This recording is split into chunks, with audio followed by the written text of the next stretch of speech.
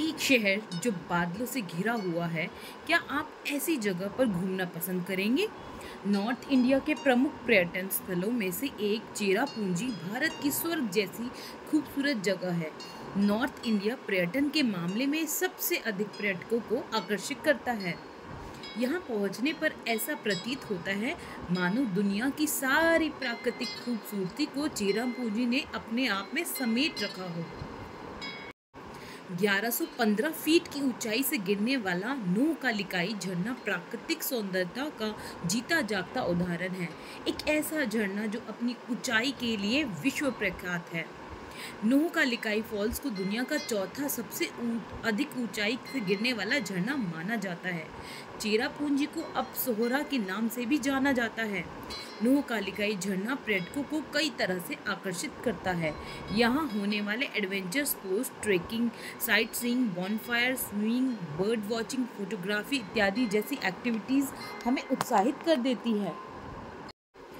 झरने के ऊपरी भाग में एक जगह है जहां से पर्यटकों को झरने का मन मोह लेने वाला सुंदर दृश्य दिखता है। चेरापूंजी एक प्राकृतिक शहर है। यहाँ का मौसम हमेशा खुशनुमा रहता है। नॉर्थ इंडिया के कल्चर को समझने के लहजे से भी चेरापूंजी सबसे अच्छी जगह मानी जाती है। यहाँ की ट्रेडिशनल डिश सोहरा पुलाव अपने स्वाद के लिए काफ़ी प्रसिद्ध है। झरने के इतिहास के बारे में ऐसा माना जाता है कि सालों पहले यहाँ लिकाई नाम की एक तलाकशुदा औरत रहती थी, जिसने अपनी बेटी को पिता का सुख देने के लिए दोबारा शादी की। लिकाई चाहती थी कि उसकी बेटी को हर खुशी मिले, इसलिए उसने अपनी बेटी को पिता का सुख दिलाने के लिए दूसरी बार शादी तक कर ली। लिकाई की शादी के बाद उसका नया पति उसकी बेटी से बेहद नफरत करता था। लिकाई अपना अधिकतम समय अपनी बेटी के साथ गुजारती थी। शायद उसे एहसास हो गया था कि उसका नया पति उसकी बेटी को बिल्कुल भी पसंद नहीं करता। एक बार लिकाई अपनी बेटी के लिए कुछ सामान लेने बाजार गई और इसी मौके का फ़ायदा उठाते हुए लिकाई के पति ने उसकी बेटी का कत्ल कर दिया और फिर खाना बनाया। जब लिकाई और उसका पति खाना खा रहे थे, उसी समय उसके पति ने बताया कि उसने अपनी ही बेटी को खा लिया है। इस बात से लिकाई इतनी ज़्यादा दुखी हो गई कि उसने इसी चोटी से छलांग लगा दी।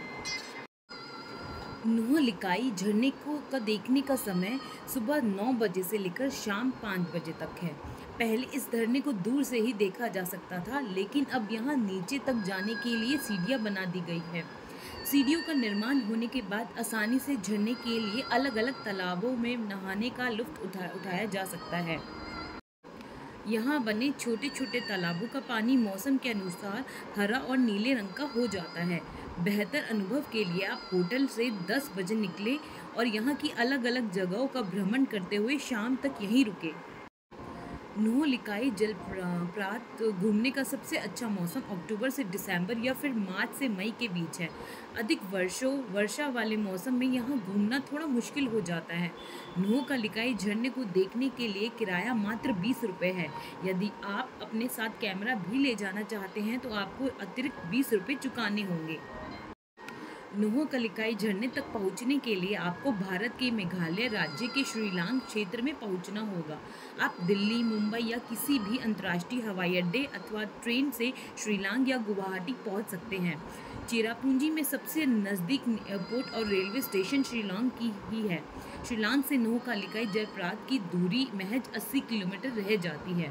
गुवाहाटी से नोहकालिकाई झरने की दूरी 146 किलोमीटर है। मेरी राय से शिलांग से नोहकालिकाई झरने तक पहुंचना सबसे आसान है।